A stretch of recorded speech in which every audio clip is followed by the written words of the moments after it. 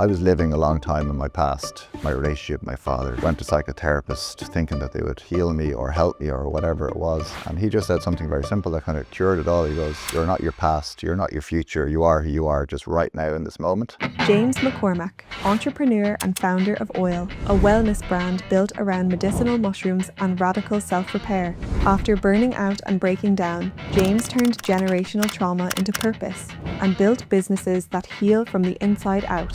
When you're hearing people recovering from cancer and how it's helped calm their nervous system down, how they're able to just do normal things again, they're attributing the products that I created to that. It's amazing. A lot of my drive comes from what can I become? How far can I go? What's the potential? There's a decision that we make to either lean into that and say this is just how I am, or change it. When people talk about love, I was like, what are you talking about? If you were to go back to the James of that time when business was crashing, the drinking was kicking off, what one-liner would you give him now?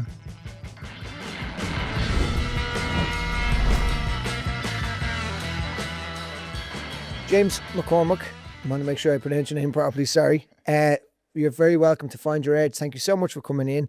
We had a brief intro as you came in there and you said, I know absolutely nothing about you, and I kind of more or less said the same. So this is going to be a very enjoyable chat. I've done loads of research on your products, but in a nutshell, can you describe who you are and what you do? Yeah, my name is James McCormack, and I, in terms of business, I have been working in the coffee sector for the last 15 years, mostly in education. I'm passionate about business. And in 2020, I started 2019, I started experimenting with medicinal mushrooms as part of an endurance running program, as it happens. And it kind of had such an impact on me. I started studying them and researching them and was blown away by the impact of one particular mushroom that I had, which was Cordyceps militaris for running. And my VO2 max jumped up massively. Really? Yeah. I tested it pre and post, so I could kind of tell you a bit of the stats around it. But and then I started experimenting. I was sourcing mushrooms from everywhere around the world. Wow. The US, Canada, Finland, China, anywhere I can get mushrooms. Germany, actually, and all very expensive. But I was just trying to understand what the story was with these mushrooms and how they were processed and how they're made. And started taking lion's mane, started taking reishi, and a lot of other ones, but it was reishi and lion's mane that kind of stuck with me. Lion's mane is so powerful for our brains, essentially, and reishi for immune defense. So there's such an overwhelming effect on me. I started a business out of it, and kind of that's where Oil was born. It's an acronym for Optimise Your Life. Yeah. And really, it's a story about me and my life, but without the pretense of selling it to our customers. I don't really overly talk about it to our customers, but yeah, Oil is my product. I made it for me, and it's going pretty well at the moment. Pretty well. Yeah. And I just had a cup of it there, which I'm enjoying at the moment. And my biggest thing that I've seen, and skipping ahead of the questions here now, Match is going to get, but straight away, it's a beautiful coffee, which before when I've seen what I would call combination coffees, be it with protein powders or with vitamins in it or something else in there, I feel like you're trying too hard and something gets lost, but you've managed to blend that perfectly. But you've got a background there previously with Dublin Barista School, is that what it is? Yeah, with Dublin Barista School, it's that's primarily an education company, and it really has lended itself to the success of the taste of the coffee. That was the number one thing. I've been, in terms of coffee, I've been educating people. Like we train about 30,000 people a year. Over the years, we've had multiple coffee shops. We've been a coffee roastery. So across all the verticals within the coffee industry, I've been involved in. So, and really the number one thing about coffee is taste. Everyone has got their own preferences. Yeah. I have my own preference, and that was the preference I went for, was a specialty grade, high-end coffee that no one else was doing in the world. They were mixing high-end coffee with mushrooms, and main reason being is because high-end coffee is expensive. Yeah. And high-end mushrooms are expensive. So, and the product that you're drinking now is expensive. It's 44 euros for a bag. It's a 400 gram bag, but it's still a very expensive product. And we were talking about Four Sigmatic earlier, and before I'd actually even thought about making a business out of this, I'd tasted Four Sigmatic, and I was really interested and excited to try something that was a hybrid of mushrooms and coffee. But the one thing, when I opened the bag, I smelled fish. Yeah. And fish is a major defect in coffee. And I knew straight away just from So sorry, fish is a major defect in the sense like the In terms smell. of smell. It's just the smell. Yeah, It's smell. not that there's actually fish. whenever I opened the bag, I was like, okay, fish. I know it's a really poor It's a quality. moldy or poor And that quality. maybe a lot of people wouldn't smell fish, but when you're drinking coffee and tasting coffee every day, there's a sensory skills that you develop. Yeah. So you knew it. And yeah, so it was an over roasted, pretty much horrible commercial coffee. Product. So you said the word, when all you're talking about there, you were talking about we had Dublin Barista and we. Do you come up from a family of entrepreneurs? Is that fair to say that there was some? Who's the we? Is it you on your own? Me and my wife. You and your wife. I wasn't sure if there was a team of trying to pull in that vision of where this started. So Yeah, we're still a small company. We employ 16 people in that business.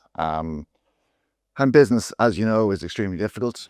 I've got 2 young kids myself, and yeah, I think with regards to business, what I'm always looking for is how can I start a business that doesn't require me to work so hard, and let me know when you find that one out. and that's what oil as an e-commerce business is, an experimentation of that, because I had a few prerequisites going into it. I didn't want to hire people. I didn't want to touch the product.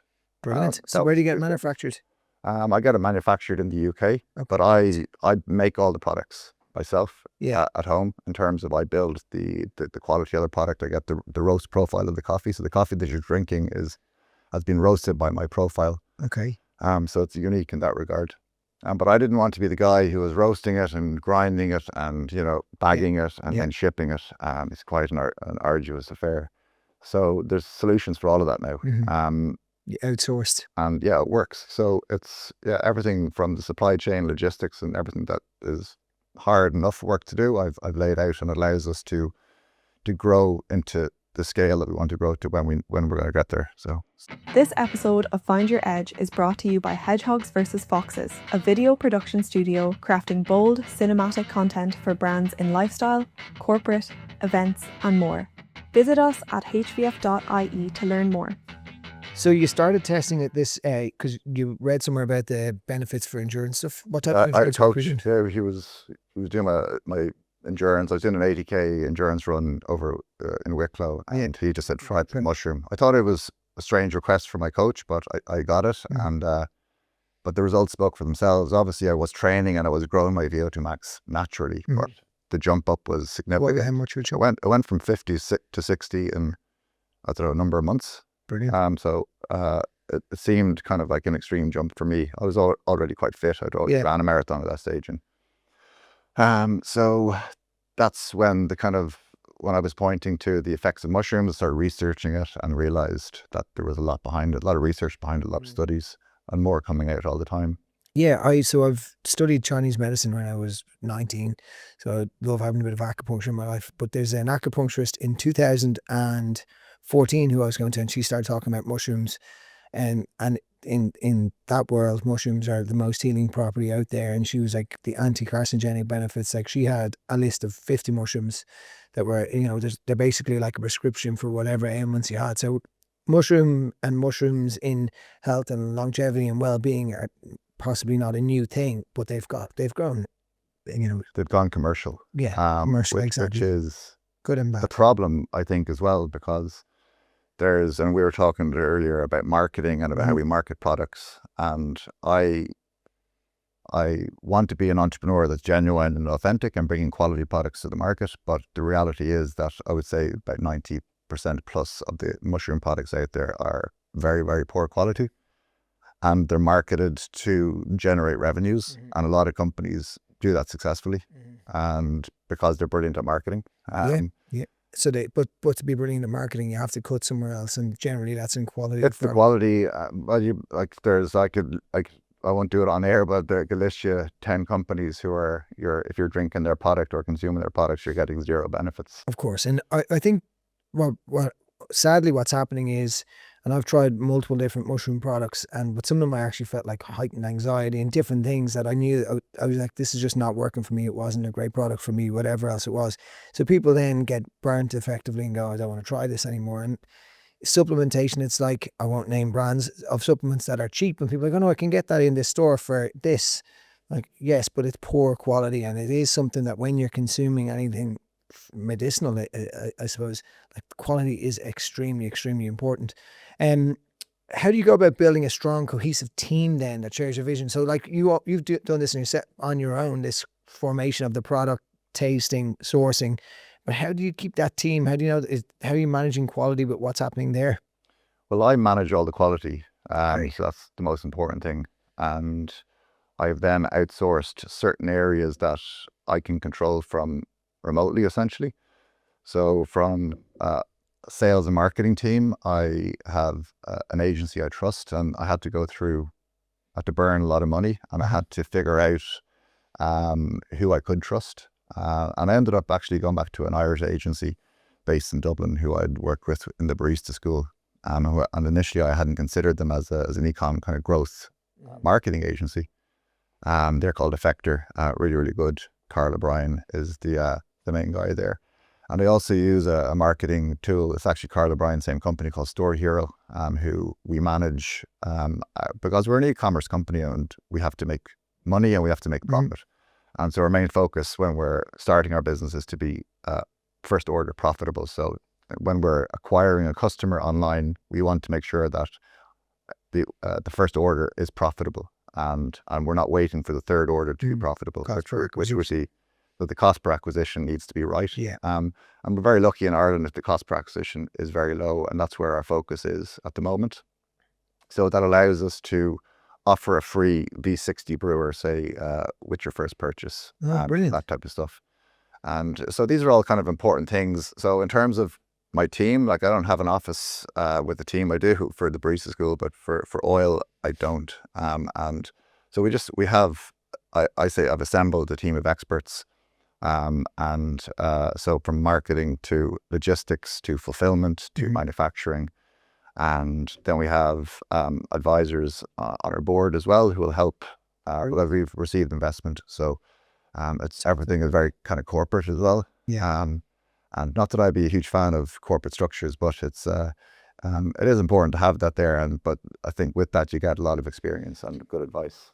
So I noticed you said cordyceps was the mushroom of choice to improve your VO2 max and aerobic output effectively, but you've got lion's mane and reishi in the product. Is that correct? Yeah. Why did you go with those two, not cordyceps? Cordyceps is in this as well, so I have three mushrooms. Yeah, it is in it. And really, like it was a selfish decision. I was making it for myself. I was there's a whole story about oil is my own story in terms of burnout. Starting a business. I had a very unhealthy relationship with alcohol, very unhealthy negative mindset, and that kind of culminated in what I would classify as a breakdown in 2017 on holiday with my family. And everything kind of like, I drew a line in my life at that stage. I was obese. I was really unhealthy. Just for anybody listening now, James is about 6'4" and has veins popping out of his arms left, right, and center. So I find that story hard to believe that you were. Yeah, I was 125 kilograms. Wow. I'll show you a picture after. And now I'm 96. But it's been a mad journey. I know that you're into performance and mindset and everything, but it's been a really long 8 years or nearly 9 years that I've been in this process. And I went from an unhealthy relationship with alcohol to an unhealthy relationship with running, until I figured out it was unhealthy. And I was experimenting with every kind of supplement and over supplementing. I was probably taking about 50 or 60 tablets a day at one stage. And I thought I was like the man, I said, I'm curing my own past, basically. And so like the lion's mane was really, it's for a brain. I had a terrible brain fog. I was really jumping from thing to thing to thing to thing, even though like I was trying to run businesses and I had kids. I was never good at focusing for too long. The lion's mane's really helped that. And in actual fact, I've spoken to about 1,000 of our customers over the last couple of years by sending them videos and asking them for feedback as to why you bought it. And the interesting thing that came out of that was the reasons why people are buying this, say, particular product or any mushroom product is there's a huge amount of ADHD problems, and a lot of our customers have ADHD. A lot of our customers are recovering from cancer. A lot of our customers are dads like us who just don't have the energy to play with their kids. So for me, and we mentioned High Rocks at the beginning, like we thought we were going to be selling to sports people and athletes, because the kind of product lends itself to that. But in actual fact, we're going away from that really, or I'm going away from that, and I'm going back towards the authenticity of my own kind of story of this is just helping me become a better person. I'm have a much more energy. I'm so much more focused. Like I've never been so zoned in on what I'm trying to achieve, and I'm happier at home. Better relationship with my wife. Better relationship with my kids. It's been phenomenal. Yeah. Where do you get your drive from? I'm not going to say mushrooms, because that's not it. Pre mushroom. So take me back a couple of years. You were drinking a little bit too much. Weight was creeping up. Life was busy. What? How long ago was that? I started my first business in 2009, but I suppose before that it was, and I'm bringing the story forward. Funny how you brought it straight to business, which is so many people do. That the business was like a contributing force to that story straight away. It's the first thing that's mentioned when it comes to. Anytime I speak with someone who talks about burnout, gaining weight, breakdown, which I have many conversations, and I can have my own conversation on. Business is always the first conversation and first piece that comes in there. So you started in 2009. Yeah, but I brought the story back to my grandfather, and he was from Westmeath. He was one of 15 kids, and he went to London during World War II era and from poverty, became a multimillionaire. From building bunkers during World War II, and then building houses from the kind of destruction. And my father grew up in a lot of wealth. So he grew up in Ealing in London in a 7-bedroom mansion with a tennis court, and he was chauffeur driven to school and stuff like that type of an upbringing, which is quite privileged. And only for him to see his father as an alcoholic, died at the age of 52, would have had multiple affairs that were very open in the family. And so when my dad was 19, his dad passed away, leaving him basically debt, leaving them in ruin, even though he had at one stage become very, very, very wealthy. So that kind of left him and his family in a very kind of strange position, whereas one second they're rich and the next second they're poor. And that caused, I suppose it caused a lot of anger and whatever other negative emotions that may have caused.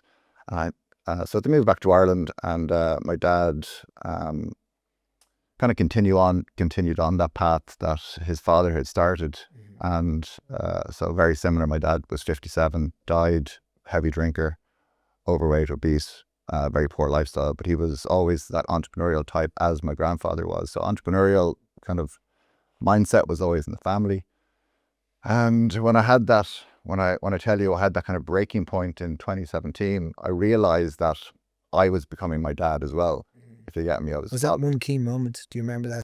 Yeah, I was taking a selfie on our holidays, and I had my kids on my shoulders. My wife was with me, and I have it on my phone to keep it as a reminder. And I didn't recognize myself in the picture because I was just so overweight, and I hated myself. Do you know? So when you hate yourself, it's not it's not a strong place to be in. And I continued to hate myself for a number of years, to be honest. And so that level of exploration and that level of the drive to kind of find me, who I am, do you know what I mean? Not the version I wanted to be from my dad, or because he was a huge influence in my life and I loved him, but he was quite a destructive character as well. And hugely talented. I always think if he had put his energies in the right way, that what could have been.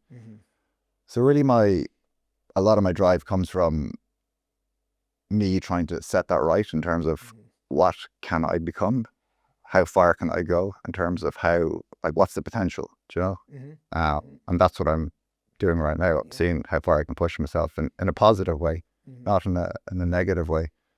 And I have a very positive relationship with myself now. And it took me 8 years to get there. But it's powerful. And that's where my energy is coming from. That's where my morning routine comes from. That's where everything is stemming from that desire, you know? That's a very inspiring story. And, well done for being able to stop the train in its tracks at that point and turn things around. That takes that takes serious mindset, and you're effectively changing generational trauma, trying to break that down and reshape it, which, as I said, it's so And inspiring. I never understood. I never thought about generation trauma. It was something that was coming out. I felt it, you know. Yeah. It was, and then I read about it and I said, "Oh my God, that's actually a thing." Mm. And then I started reading about the famine and all this and how people I could go back. go back generations. And you know what? I feel when I say to myself now, I feel like I've broken the line. Yeah, that's an empowering feeling. And the relationship I have with my kids now is that I feel like they're starting fresh now, you know, and that they will go on and start on their own path and do their own thing rather than be affected by what I'm going to give them. Yeah, and that's the ultimate legacy, isn't it? What we leave to our kids. So you remember that moment, and you know, as you said, it's taken you 9 years to get to where you are today. You know, with change, and it came at a time when the word biohacking started coming out there, and Ben Greenfields of the world and all these guys. I've always books. Yeah, you know, so no doubt you had access to support mechanisms, I guess, from various different types. I mean, dark days. I do believe that we all have dark days and decisions. There's a decision that we make to either like lean into that and say this is just how I am, or change it. Have you a strategy that you've used? Do you think one thing aside from, you know, supplementation of any description, but an internal conversation or a mindfulness or something that you do or say to yourself that takes you out of that place, or that has rewired your brain? Every day, I would say I treat myself like I treat my business now, and my business is, and I think I will always do this going forward in terms of they're very, very similar in how we set them up. So I have a very simple morning routine. I get up early, I go to the gym. I typically, after my workout, I do workout 4 days a week. I'll do a sauna, and in the sauna, this isn't going to sound too weird for people, but not in front of me, but I'm sure it's the people listening. I'll try my best to meditate Yeah. for 5 or 10 minutes in the sauna, and the meditations can vary and what I'm doing with them. And I'm very much into visualizing me being at my absolute potential and seeing myself smiling and seeing myself in my power, if you will. And I have a load of different mantras I say to myself constantly now. And I believe in the power of words. I believe in... How did you learn all of this? Well, you probably know the guy, Jerry Hussey. I've come across Jerry, and I think all of these things are very common across all the board, but yeah. it was just the right time and the right thing I heard, and it was him saying it, and it kind of changed my entire mindset. I was struggling a lot trying to, at one stage, comparing myself to others, particularly people who are more successful than me, and thinking that they had it all figured out, and I hadn't got it all figured out, because I was still, you know, angry at myself, or I was still thinking negatively. And then I heard him say one day that, you know, every top performer, whoever it is, thinks the same way about them all the time. It's just that they have a strategy around dealing with it. And when I started implementing his strategy, everything changed for me. It was just a tool to help me in those moments where when you're going negative, to flip it around and to go back into positive. You mentioned the word success there.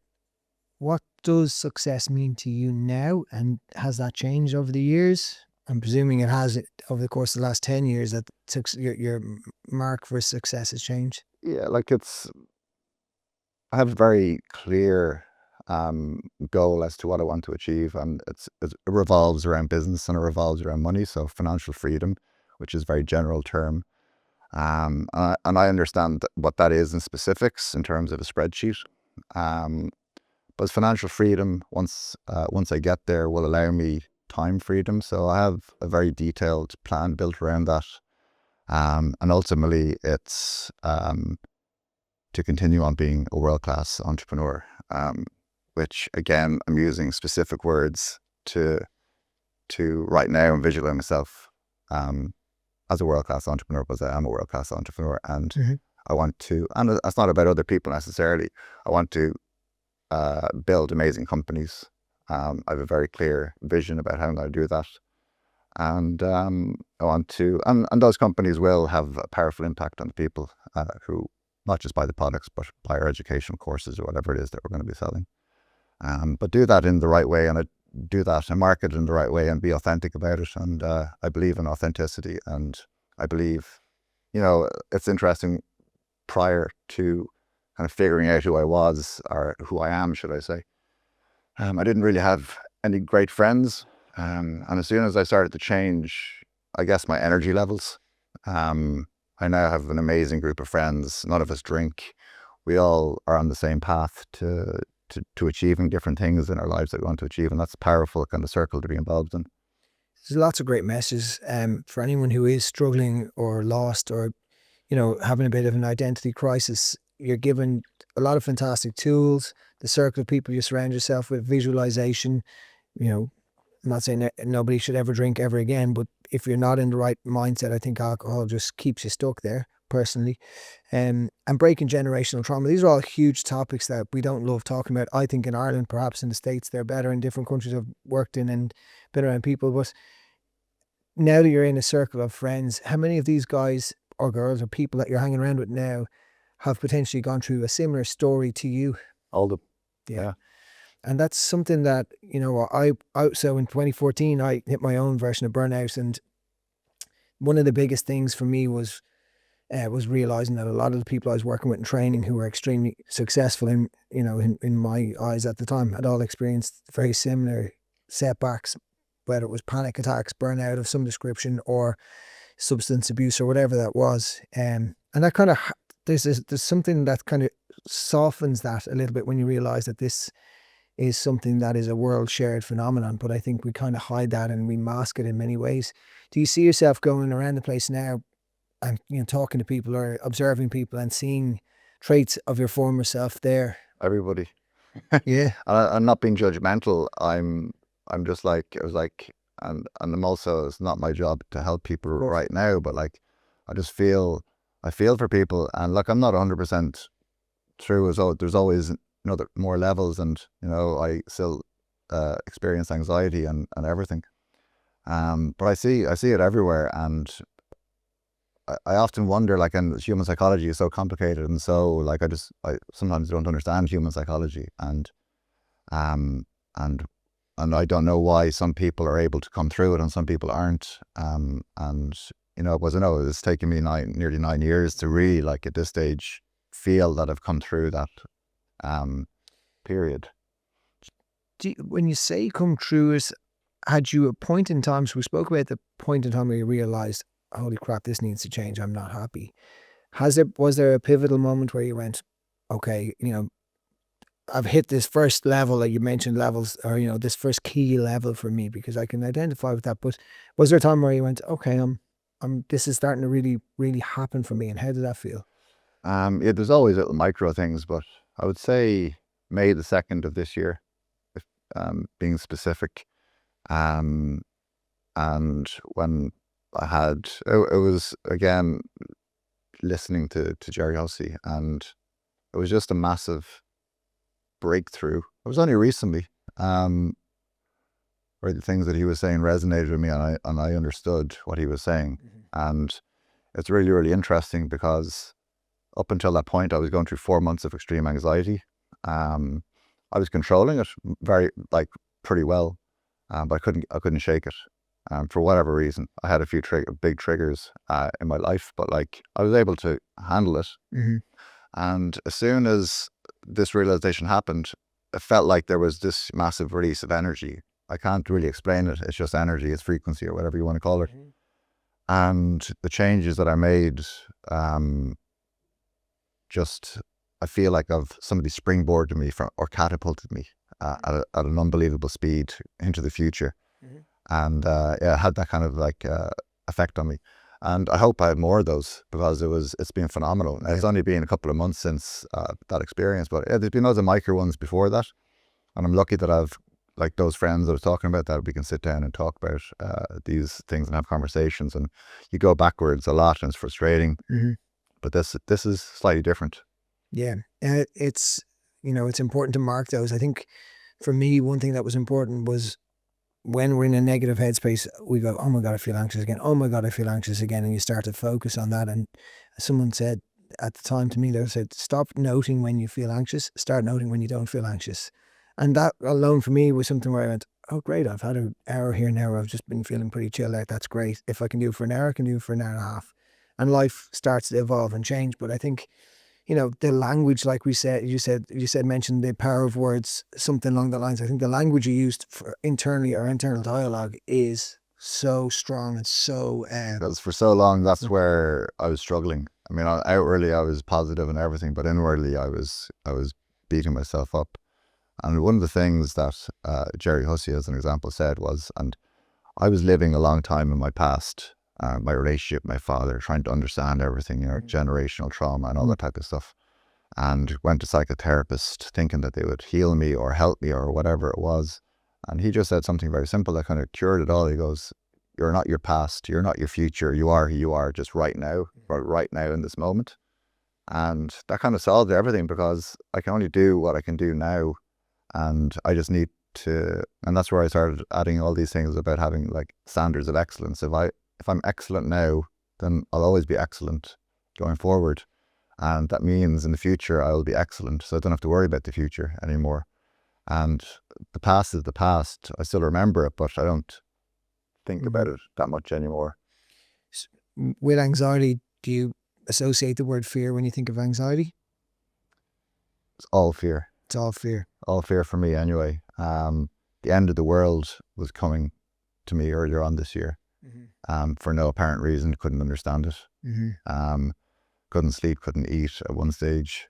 And actually I'd never experienced anxiety like that before. So something was coming. Last year I got an astrology coach. I've tried lots of different tactics. She was brilliant. She was a remote coach in living in Ibiza. And astrology was very, very interesting to me, but I could never put anything tangible to it, really. Do you know what I mean? But she kept on talking about these things that I'd been experiencing in the last month, about energy and about all this. And so I know there's something to it. I just don't quite understand it yet. There's a book called Many Lives, Many Masters. I'm not sure if you've ever heard of it. I find it interesting. I'll summarize it. Basically, as a psychologist sitting down with this client who just couldn't help but break through. She had multiple phobias and traumas and anxieties.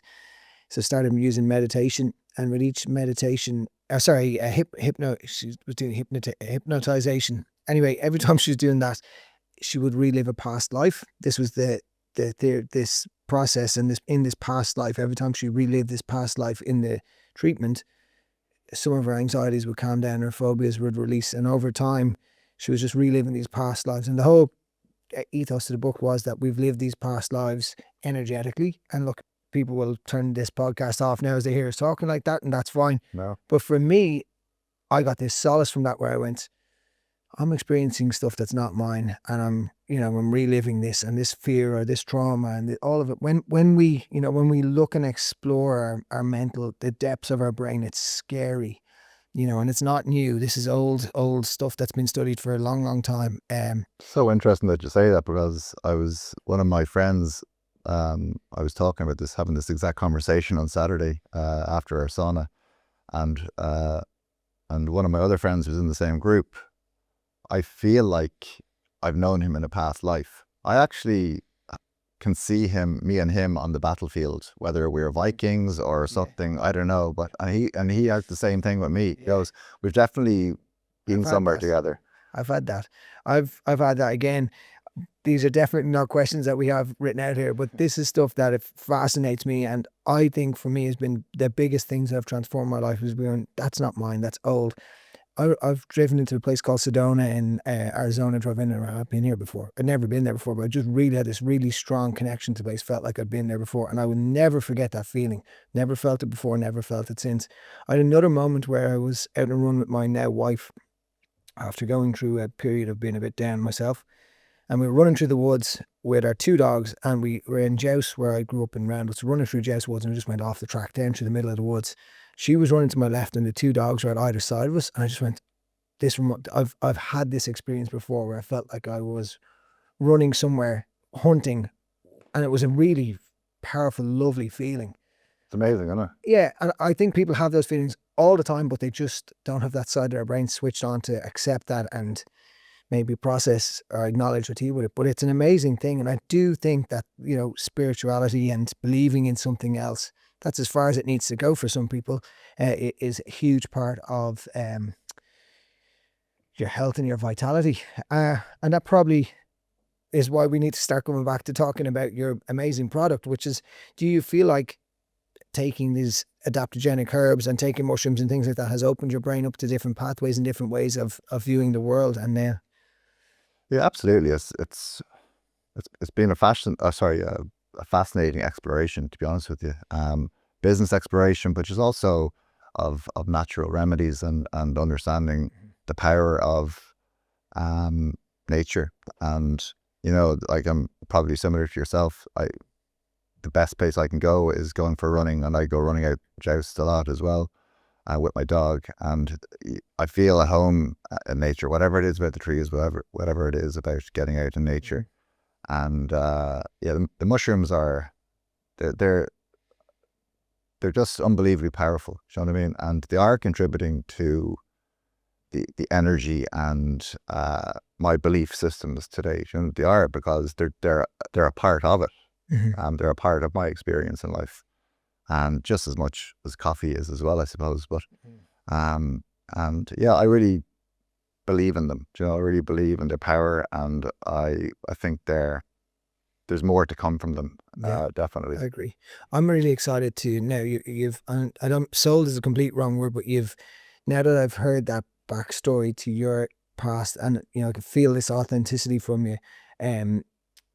I'm really excited to try it out and to see how it complements where I am on my own journey. We're all on journeys, and we're wherever we are on it.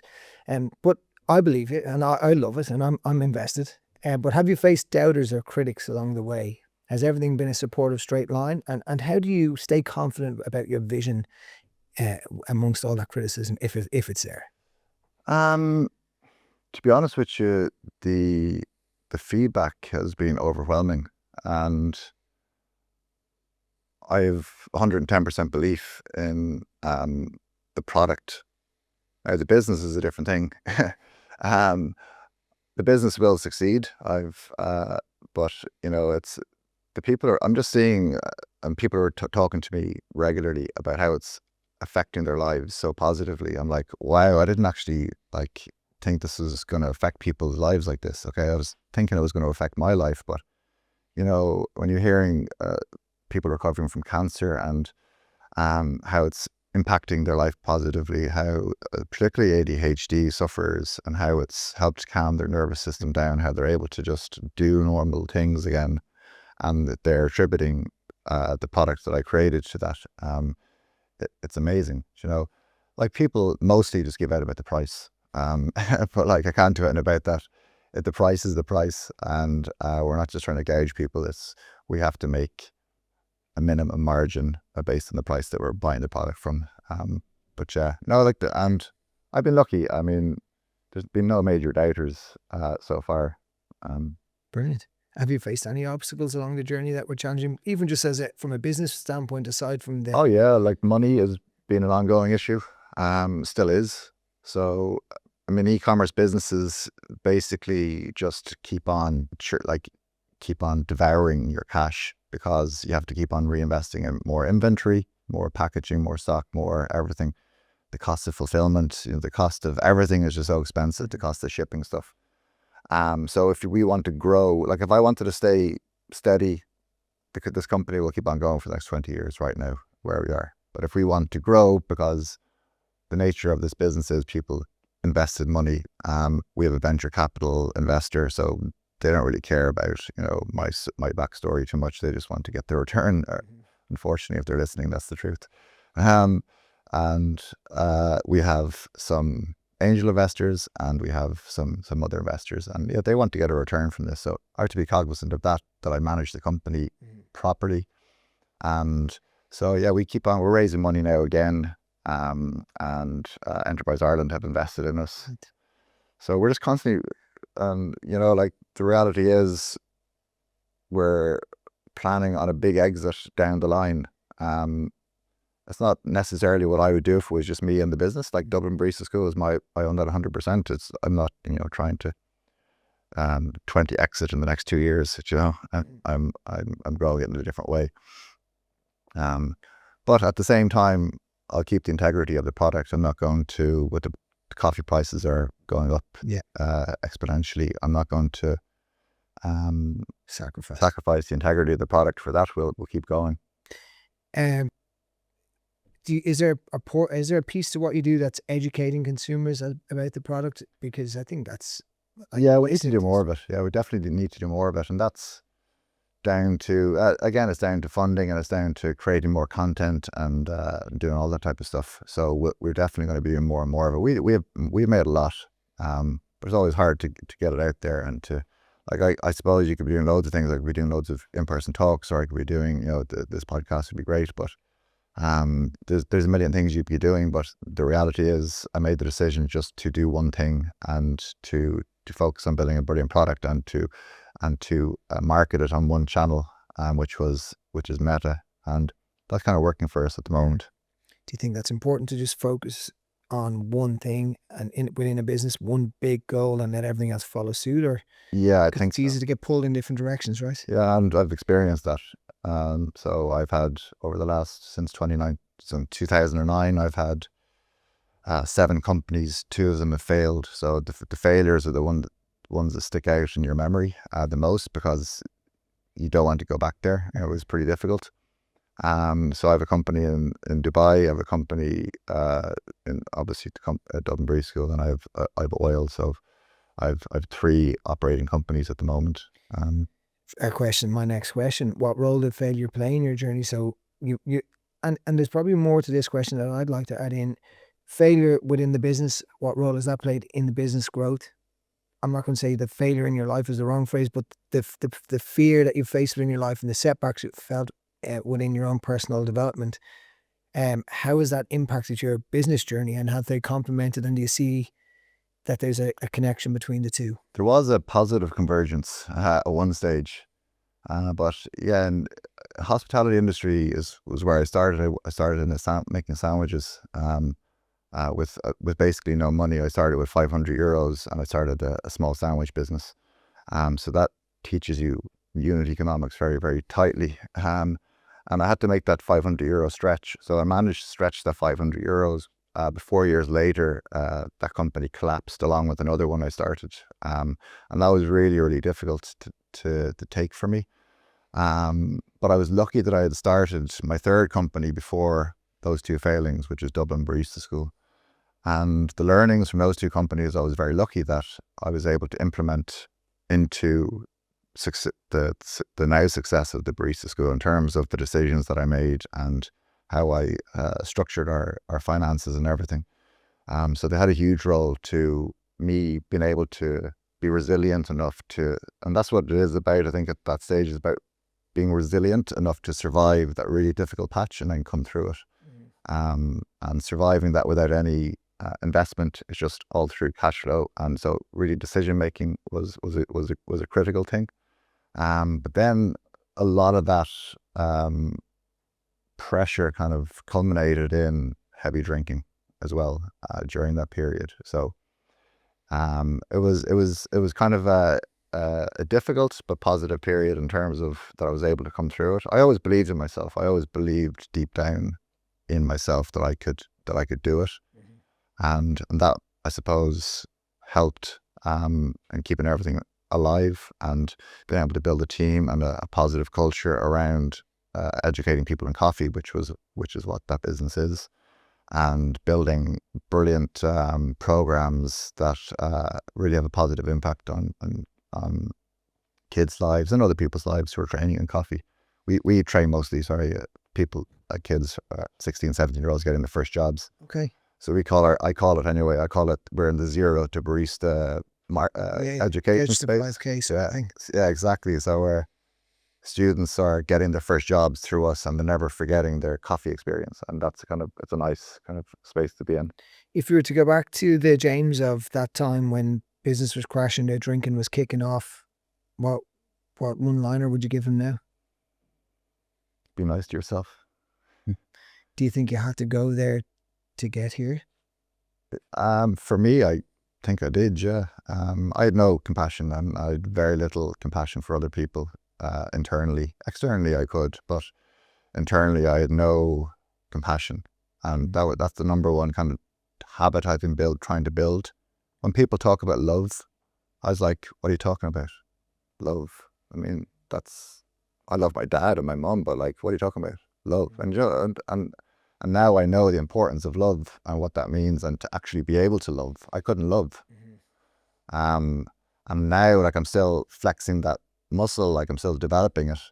And it's something that I'll continue to develop, because I think if I can love and love myself, that is, and be compassionate to myself, then I can do that to everybody. Yeah, it's very two interesting things. It was the first time your entire body language changed when you said that. When you went back to that, what's love? Your eyes, everything about you changed, and that's, you know, my job is communication, talking to people, getting the best out of them, helping them getting the best out of themselves, reading the person that's sitting in front of me, and you know that the body language change there actually nearly gave me goosebumps to see that with you. That transition must have been a huge thing for you to realize that, and to say the word love for some men is like such a strange concept, and it's nearly like you know, Irish men don't say that type of a scenario. And again, when we come back to our emotions and the language we use and that self-talk, fear tends to get driven and pushed out of the way once love comes in there. And once that love comes in, it tends to mute down that feeling of fear. Was that a piece for you that you experienced it all yourself, that you had to like really work on being able to understand what love was, and then that helped with that?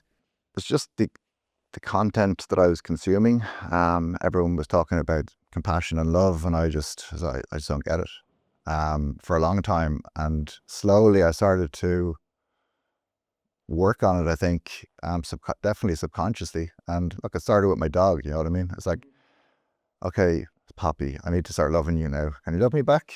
Okay, I don't know. Can you feel this energy? And then it was just trying to talk to myself. And look, I mean, life is life, and you still go back to old habits sometimes, but it's I'm generally extremely positive with myself these days, and that's all. I think it's all practice. It's all habit. It's all that habit building that every single day I'm making up. It's not necessarily I am thankful and I do a bit of gratitude here and there, but it's more like I just need to practice being nice to myself. Yeah, and that's been like that radiates out then. The biggest one for me, to be honest with you. What would you say to someone trying to follow in your footsteps, both from an entrepreneurial point of view, but even just on their own personal development? Well, what I've done is, you know, basic stuff like hang out with the right people. Trust in your own energy, that you'll attract the right energy back. And hang out with those people, and be open and transparent. And what I've been doing is building my own educational system for myself in terms of this is how I want to, I call it becoming potential, and it'll never be probably, well, it might not be commercialized, but it's my own thing that I do myself about how do I build myself into becoming the best version of myself. And I'm working on that every single day religiously. I have a daily review system. I built a Google form sheet. I ask myself 10 questions every day. And at the end of the week, I throw it into ChatGPT, and it throws me out my weekly review. Because this is everything you were speaking about this week. And I was like, all right, okay, some of that was, I could work on this, and the next week I'm going to be more working on this area or whatever it is. And that's actually been really beneficial. A simple tool that allows me to focus on, oh, my energy was down last week, or, you know, I have a thing about storytelling, and what's your best story from today? And it's all little interesting things that you forget about, you know? Yeah, we do forget about, we get so busy, we forget about those things. From an entrepreneurial point of view, what's one mistake that you see new entrepreneurs making? Underestimating how hard it is. Is that a good thing? Is that not a good thing? Yeah, maybe it is. I think financial education is a huge one. That is not giving enough airtime in terms of the foundation of any business I have now is I look after the profit and loss in our companies to make sure that we're making a profit. And I think there's some basic education around that because they're the key decisions. And I'm building a financial management course for hospitality at the moment. Brilliant. Built from my experience and also built with an accounting firm. So we can actually give really, really good tangible advice to people. Say, this is what you need to do every day to succeed. Because too many companies go out of business and there's no support for hospitality. Like the owners, it's a very lonely space. And entrepreneurship in general is lonely. But there's no support for people. And I believe that with a bit of basic knowledge that you could stay open and you can keep going. And, I think one of the biggest mistakes that entrepreneurs make is becoming an employee in their own business and not choosing the right category or a business to go into with an addressable market that is big enough for them to be able to grow. And for a lot of people, they get caught and they can't get out of it. Yeah, of course, it's extremely common. And I mean, look, the world has thrown a few curveballs at us in the last decade, the COVIDs and all the rest of it. Businesses went one direction or the other, and what was the word? We all pivoted. Yeah. So we have a group of quick fire questions. But I had one question actually I wanted to ask you when you started talking about this. Has a lot of your drive and your teaching that sort of pull for teaching and education on even the financial management, has that come from your grandfather and your father's failures? Failures is the wrong term to use, so excuse that. But they're down, how business went for them. Is that what's still driving you there, or is that? I think, strangely enough, I think my answer to that is that I want to fulfill their potential for them as well. Yeah, that's what I feel. Through me achieving my potential, and that we can follow, just bring the generational line up to speed. I feel that's because that's what I'm sort of feeling off that story. It's a lovely 180 turnaround to what generational trauma is. Instead, it's like you've broken the back of that, and you do feel like you're correcting that, which is super. Okay, quick fire questions. Feel free to say pass to any of them because I haven't read these. If you could start any business tomorrow, what would it be? Education, business. If you could have dinner with anyone dead or alive, who would it be? My dad. What's the best part about seeing oil grow? The impact it's having on an individual's life. Yeah, amazing. If you could change one thing about the wellness industry, what would it be? Transparency with quality of products. What's been the most rewarding part of your entrepreneurial journey to date?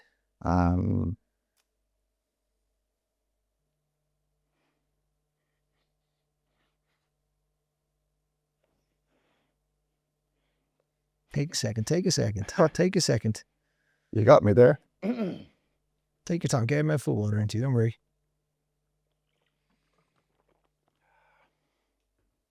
I'd offer you coffee, but you don't need coffee. Being there for my kids. Being there for your kids. Every day. Because my dad wasn't, so. Yeah, well, someday your kids will definitely realise what you've done, and it's huge to break that generational trauma like that. What's your go-to coffee order? Black filtered coffee. Okay, nice. What is it about filtered coffee? It's because the real coffee gurus go filtered all the time. Yeah, it's all about taste. And two things: it's the taste, and you're getting more caffeine. So it's a big. Yeah. It's a bigger. What's an early success habit that has stuck with you? I'm getting up early. What time do you get up at? 5:30. Have you ever done magic mushrooms? Yes. Microdose or macrodose? Both. Favorite business book or podcast? Business Breakdowns is my favorite business podcast. Gary Fox's Entrepreneur Experiment as well. It's a classic one. Okay. If you could only use one medicinal mushroom for the rest of your life, which one would it be? Lion's mane. Your favorite High Rocks event? London. We didn't even get into High Rocks today because we got too busy talking about everything else. But you guys, you've done some sponsorship with her. Yeah, we did. We sponsored London 2024 with them. It was cool. They're an unbelievable machine. Machine. Yeah, it's and great. Actually, really nice people to work with as well. And the event was it's ridiculous. Yeah, and you've competed in High Rocks. I've only done one now. I've done Dublin last year. Individual or pro? I did partner with my friend Gary. Brilliant. Gary Fox. Yeah. Yeah. But he's now become addicted to. He's on a sub 60 time. That's what he's trying to achieve. In pro, individual? Doubles. Doubles. Okay, brilliant. What's the best way to prepare your coffee? For me, it's if I was to make a cup by myself, it would be V60. V60. Okay. I also love cafetiere because the coffee oils come out in that. Okay. And it gives you a beautiful mouthfeel and texture. But every single morning I use a Mocha Master because I'm making coffee for myself and my wife. Okay. Oil, is that a play on oil as well? Yeah. Optimize your life. Yeah. But the oil and coffee. coffee. Yeah. Didn't know that, but there you go. First thing you do in the morning to set your day right? I get up and I make coffee and I go to the gym. Nice one. A song that instantly puts you in a good mood? The moment, Vampire Weekend, I'm listening to a lot of. And Hey, yeah, I think it's a song that I can't stop playing. Or Yeah, Hey, that's it. Yeah, Hey. All-time proudest achievement? Surviving in business for 15 years. Yeah, massive. One thing you can't live without? Coffee. There's a trend here. One skill you think every entrepreneur should master: financial management effectively. Is that correct? Yeah, financial management is a great one. If you could switch lives with any fictional character, who would it be? Oh, I don't know why Peter Pan just jumped into my head. That's who you go with. What's your party trick? Oh man, when I was drinking, it would be a lot of variety. But I don't really have one. And usually, if I'm with my kids, it's doing an embarrassing dad dance. But you know, Yeah, that's important. What's your guilty pleasure? chocolate, the caramel. What's it called? Dairy milk. Dairy milk. Dairy milk. Lovely, caramel is lovely. one. Yeah. I'd eat the whole bar. Okay. As in the massive one, like that size one. James, absolute pleasure talking to you. For those who want to learn more about you, obviously, you know, this podcast, hopefully anyone who's listening to it should go and try out your product straight away. But what's the best way for them to kind of follow along on your own journey and the business journey? Yeah, I'm on Instagram, the modern day entrepreneur. But drink oil is our thing. Dublin Barista School. Yeah, so I'm floating around the business space all the time. So if people see you, they should rock up and say hello. Yes, 100%, always open. So yeah, I'm very much talking about meeting people, and yeah, it's important. Well, look, it's been an absolute pleasure. As I said, I definitely went off the hymn sheet a little bit here, but that's what life's all about. Oh, it's great. Really Thanks a million for your time, man. Really appreciate it. Great.